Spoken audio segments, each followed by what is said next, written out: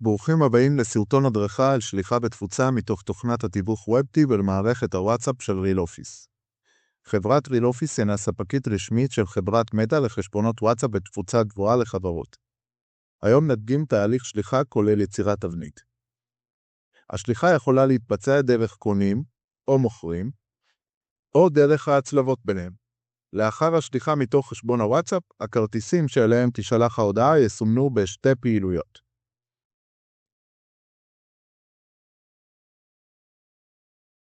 פעילות אחת כאשר ההודעה נמסרה ליעד, ואחת כאשר היא נקראה.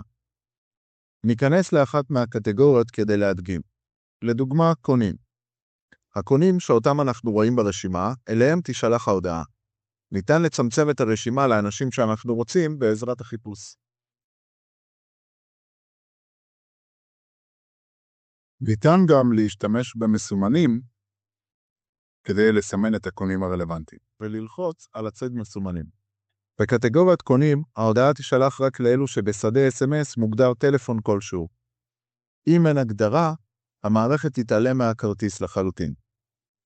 בדרך כלל, כל כרטיס חדש שנפתח במערכת נפתח באופן אוטומטי עם סימון בשדה זה. אם מוגדר טלפון שני, ניתן לסמן בשדה SMS את המספר השני, והמערכת תשלח לשני המספרים. בקטגוריית מוכרים, ההודעה תשלח לאלו שבשדה הערה אחד מופיע פרטי, או שהשדה ריק. לא ישלחו הודעות לכאלה שבשדה הערה רשום וירטואלי או חסום. חשוב לציין, כרטיסי מאגר לא יסומנו באופן אוטומטי כנשרד, ולא תירשם עליהם פעילות. נמשיך בתהליך השליחה. נסמן את הקונים שאנחנו רוצים, נלחץ על קובץ, וואטסאפ רשמי. לאחר שלחצנו, ייפתח מסך חדש בדפדפן ונעבור למערכת RealOffice. אם זה לא קורה אצלכם, חשוב לבדוק שלא מופעלת חתימת חלונות קופצים. לאחר ההתחברות נגיע למסך שידור מהיר, כאן נעבור 4 שלבים ליצירת קמפיין.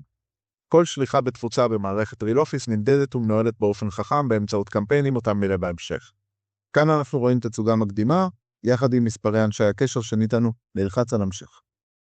אם ישנם אנשי קשר שאינם ניתנים מסיבות שונות כגון מספרים שגויים וכו', נראה אותם כאן, ונוכל גם לראות את הסיבה שלא ניתנו. כעת עלינו לבחור תבנית או ליצור אחת. ליצור תבנית חדשה במערכת. ניתן שם באנגלית לתבנית.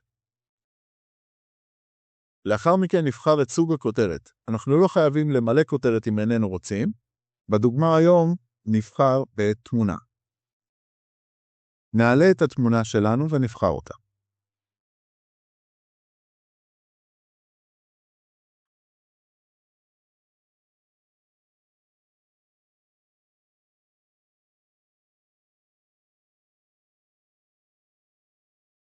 עכשיו אנחנו מגיעים לגוף ההודעה. כאן אנחנו יכולים לכתוב הודעה עם או בלי משתנים. משתנה יכול להיות שם הלקוח. בדוגמה שלנו כאן יש שני משתנים. אחד הוא שם הלקוח, והשני שם הסוכן במשרד. עלינו לספק דוגמה לערכים שיכולים להיות משולבים כאן. נציג בשם יוסי, ובשם הסוכן נדב. ניתן למשתמש אפשרות ללחוץ על כפתורים בשביל הנוחות. לדוגמה, כפתור מחפש, כפתור לא מחפש. נלחץ על צור תבנית. כל תבנית שאנחנו יוצרים צריכה לעבור אישור בחברת מטא. כאשר אנחנו שולחים קמפיין, לא חייבים לחכות לאישור התבנית. הקמפיין יישלח באופן אוטומטי לאחר שהתבנית שלנו תאושר.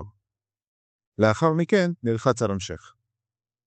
עכשיו אנחנו בשלב של שילוב הפרמטרים מהרשימה שלנו באומלי אל התבנית שכעת יצרנו. נבחר את התמונה שאותה נרצה לשלוח.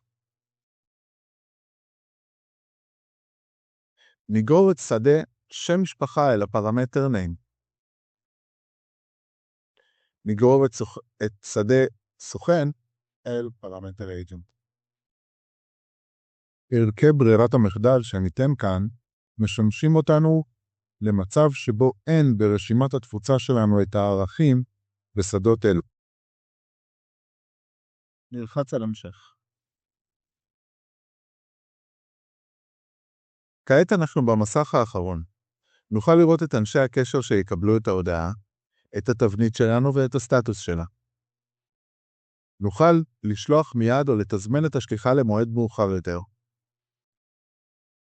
אם ובמידה התבנית שלנו תאושר בשעות לילה מאוחרות, כל קמפיין שלנו מוגדר עם שעות שקט.